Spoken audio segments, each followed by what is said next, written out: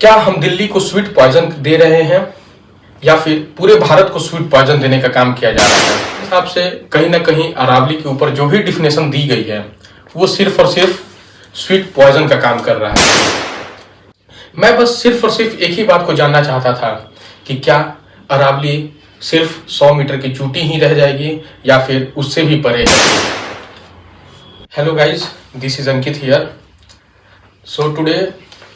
I'm just making a video on the topic the burning issues regarding Aravali Hills. So आज मैं बस एक ही चीज भारत सरकार से पूछना चाहता हूँ कि क्या अरावली को लेकर जो भी मुहिम चल रही है क्या ये सिर्फ मुहिम बन के रह जाएगी या फिर हम जैसे युवाओं के लिए आने वाले भविष्य के लिए ये एक क्वेश्चन मार्क बन के रह जाएगा कि आखिर में उसका हाईएस्ट पिनेकल क्या है, आखिर उसका चोटी क्या है। मैं आज गवर्नमेंट ऑफ इंडिया और honourable supreme court of India से बस एक ही बात कहना चाह रहा हूँ कि साहब ये आखिरकार ये चोटी है क्या। आज हिमालय की चोटी से हमने ये ललकारा है कि दूर हटो ए दुनिया वालों, हिंदुस्तान हमारा है। आखिर ये हिंदुस्तान हमारा है तो फिर चोटी किसका है, ये हाइट किसकी है? क्या ये चोटी सिर्फ चोटी है या फिर कुछ और? क्या एक छोटी बच्ची को जो हम चोटी बनाते हैं क्या वो चोटी सिर्फ वही चोटी है या 100 मीटर के ऊपर वाला जो भी चीज है वो चोटी है?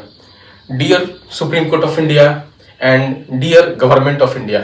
प्लीज आप हम जैसे नादान परिंदों को थोड़ी सी और इस डिफिनेशन को क्लियर करने में प्लीज मदद करें। मैं बस सिर्फ और सिर्फ एक ही बात को जानना चाहता था कि क्या अरावली सिर्फ 100 मीटर की चोटी ही रह जाएगी या फिर उससे भी परे है कुछ? क्या हम दिल्ली को स्वीट पॉइजन दे रहे हैं या फिर पूरे भारत को स्वीट पॉइजन देने का काम किया जा रहा है?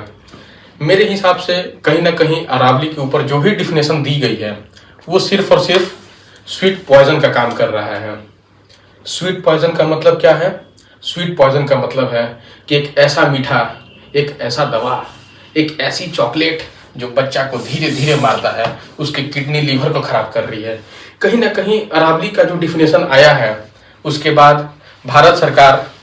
सिर्फ और सिर्फ एक ऐसा चॉकलेट दिया है हम सभी 150 करोड़ देशवासियों को, जो चॉकलेट खाने से धीरे धीरे आपकी लीवर जो है वो एक टॉनिक पाएगी और वो टॉनिक कुछ और नहीं बल्कि ब्रोंचाइटिस, बल्कि कफ, कोल्ड, फीवर, ब्रोंचाइटिस और तमाम मॉस्किटो से होने वाली बीमारियां वो कहीं ना कहीं एक स्वीट पॉइजन के रूप ले लेगी और अंततः हमारी मौत सुनिश्चित है। क्या दिल्ली में रहने वाले सिर्फ लोगों के लिए ही एयर क्वालिटी की बात होती है? क्या देश के तमाम राजस्थान, गुजरात वाले इलाका में भी रुको फिर क्या हम बस एक सवाल पूछना चाहते हैं कि क्या अरावली सिर्फ राजस्थान, गुजरात, नई दिल्ली तक ही सीमित है या फिर हम सभी लोग, हम सभी देशवासियों ये अरावली की जो भी पॉजिटिव है उसको गेन कर पाएंगे? ये बहुत ही कॉज ऑफ कंसर्न हो चुका है आज के डेट में, क्योंकि जब से ये 100 फीट के ऊपर, 100 मीटर के ऊपर वाला जो डिफिनेशन आया है वो कहीं ना कहीं अरावली को बहुत बड़ा क्वेश्चन मार्क दिया है कि क्या ये अरावली की फ्यूचर, क्या हमारे देश की फ्यूचर, क्या हमारी इन्वायरमेंटल एस्पेक्ट क्या बच पाएगी? तो देखा जाए कहीं ना कहीं तो अरावली सिर्फ अरावली नहीं है बल्कि वो लाइफलाइन है और इस लाइफलाइन को स्लो पॉइजन दिया गया है। ये स्लो पॉइजन की ही वजह से कहीं ना कहीं हमारी जो लाइफलाइन है वो अस्त व्यस्त होती हुई दिख रही है। जैसा कि हम लोग इंडियन ज्योग्राफी में पढ़ते हैं, इंडियन मानसून के बारे में पढ़ते हैं, मानसून में एक चीज कहावत है कॉरियोलिस फोर्स। ये कॉरियोलिस फोर्स जब साउथ वेस्ट डायरेक्शन से जब हमारे भारत में इंटर करती है तो कहीं ना कहीं अरावली के ही पैरेलल वो जाती है और अरावली से ही टक्कर खाते हुए पैरेलली जाके कहीं ना कहीं हिमालय की चोटी में वो टक्कर खाती है और उस रीजन में हिमाचल वाला रीजन हो गया, चाहे वो सिक्किम का रीजन हो गया, वो चाहे वो उत्तराखंड, उत्तरांचल वाला रीजन हो गया, नॉर्दर्न इंडिया का रीजन हो गया, वो सब रीजन में कंटिन्यूअस बारिश करवाती है। अगर वो अरावली अगर खनन हो जाए, माइनिंग हो जाए तो क्या अरावली फिर वही बारिश करवा पाएगी? आंसर इज नो, क्योंकि ये कहीं ना कहीं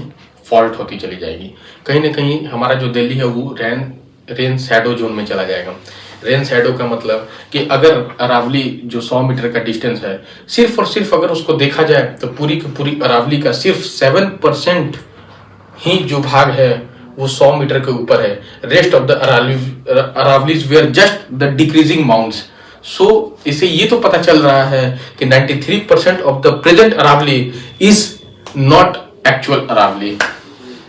मात्र 7% ऐसा है जो कि एक्चुअल अरावली है, और वो एक्चुअल अरावली अगर फिर से माइनिंग के लिए अगर लायबल हो जाए तो देश में जो सैंड ड्यून्स जो हम राजस्थान का थर्ड डेजर्ट मानते थे, वो थर्ड डेजर्ट सिर्फ और सिर्फ राजस्थान तक ही सीमित ना रहेगी, बल्कि दिल्ली पूरी की पूरी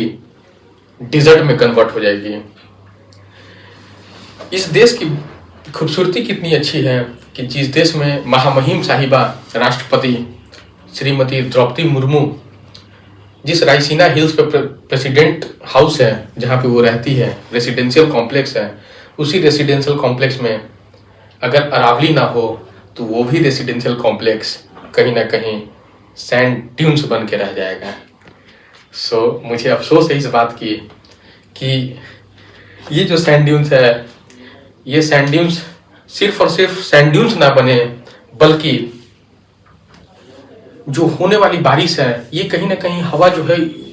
अरावली जो है वो बैरिकेडिंग का काम कर रही है। ये बैरिकेडिंग अगर कल के डेट में माइनिंग होने के साथ टूट जाती है तो ये बैरिकेडिंग जो है वो सैंड ड्यून्स को हवा के साथ उड़ाकर सीधा का सीधा हिमालय के चोटी तक लेके चला जाएगा, और हिमालय पे होता है बर्फ, और वो बर्फ कहीं ना कहीं कहावत है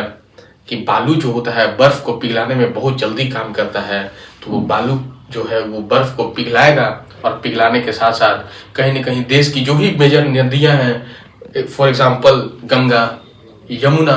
ब्रह्मपुत्र, ये सारी की सारी नदियां जो है वो आने वाले समय में फ्लडेड हो जाएगी, ओवर फ्लडेड हो जाएगी, जिसके वजह से आस पड़ोस के रहने वाले लोग पूरी की पूरी फ्लड का शिकार हो जाएंगे और आम जीवन अस्त व्यस्त हो जाएगा। हम क्यों ना आज एक मुहिम चलाएं, देश के लोगों को जागरूक करें, ये बताने की कोशिश करें कि जो भी डिफिनेशन है वो डिफिनेशन सही नहीं है, एक बार फिर से इसे देखने की जरूरत है। क्योंकि जो भी भारत सरकार की डिफिनेशन आई है वो डिफिनेशन उस अरावली की इर्द गिर्द का डिफिनेशन है, ना कि समुद्र तल से जो लिया जाता डिफिनेशन है वो है। अगर एक्चुअल में सी लेवल से नापा जाए तो पूरी की पूरी जो कॉन्सेप्ट है, पूरी की पूरी जो केमिस्ट्री है वो रिवर्स हो जाएगी। सो आज एक समय है जहां हमें फिर से अपने आप को इस मुहिम में जोड़ना होगा, और मैं तमाम देशवासियों से अपील करता हूं कि अरावली को बचाने के लिए एक महाआंदोलन शुरू करने की जरूरत है, और इस महाआंदोलन का आह्वान जो है वो मैं अपने बंद कमरे से कर चुका हूं। और साथ ही साथ एक और कहावत है कि मेन में कम एंड मेन में go but I will go on for ever. नदी के बारे में हम जब क्लास 10th में हुआ करते थे तो एक लिटरेचर में कहावत पढ़े थे, एक पोयम थी कि मेन में कम एंड मेन में go but I will go on for ever. मनुष्य आते रहेंगे, मनुष्य जाते रहेंगे, मनुष्य की जन्म होगी, मनुष्य का देहांत होगा, लेकिन मैं चलती रहूंगी और बस चलती रहूंगी। ये चलना सिर्फ और सिर्फ पानी का काम है, सिर्फ और सिर्फ नदी का काम है, सिर्फ और सिर्फ वाटर बॉडी का काम है, सिर्फ और सिर्फ फ्लोइंग वाटर का काम है। अगर ये फ्लोइंग वाटर चलती रहेगी तो ये हमारे देश की लाइफलाइन है, लेकिन यही अगर फ्लोइंग वाटर ओवर फ्लडेड हो जाए, जो सिर्फ एक अरावली की कटाई से हो सकती है, तो कहीं ना कहीं ये आम जीवन को अस्त व्यस्त करके रख देगी, और कहीं ना कहीं हमारी संस्कृति एक बार फिर से धूमिल हो जाएगी। सो इसीलिए मैं आज तमाम देशवासियों से बस एक ही चीज पूछना चाहता हूँ भैया, भारत सरकार से बस एक ही चीज पूछना चाहता हूँ कि साहब, ये चोटी सिर्फ बच्ची वाला चोटी है या फिर वो अरावली की पिनैकल है? बस आप फिर से इस डिफिनेशन को दोहरा दीजिए, और फिर से इस डिफिनेशन को देखने की जरूरत है, रिवर्स करने की जरूरत है। और जिस समय मैं ये वीडियो शूट कर रहा हूँ, मुझे खुशी है इस बात की कि honourable supreme court of India ने इस डिफिनेशन को स्यू मोटो अपने अंडर में ले लिया है, और शायद आज दिनांक 28 तारीख का है शाम, और सुप्रीम कोर्ट 29 तारीख या 30 तारीख, शायद मुझे ये डेट कंफर्म नहीं है, बट सुप्रीम कोर्ट स्यू मोटो इस केस को रिवर्स करने के लिए, डिफिनेशन को फिर से देखने के लिए स्यू मोटो केस को ले लिया है। So thanks to the honourable the chief justice of India and the other eminent जजेस of this country who took the place regarding the Aravalli pinnacle and the highest point definition. So एक बार फिर से मैं आप तमाम देशवासियों से रिक्वेस्ट करना चाहता हूं कि इस मुहिम में मेरा साथ दें और कड़ी से कड़ी लगन के साथ और कड़ी से कड़ी एक चेन बनाते हुए हम सेव अरावली के ऊपर कहीं ना कहीं अपना मत रखें। धन्यवाद।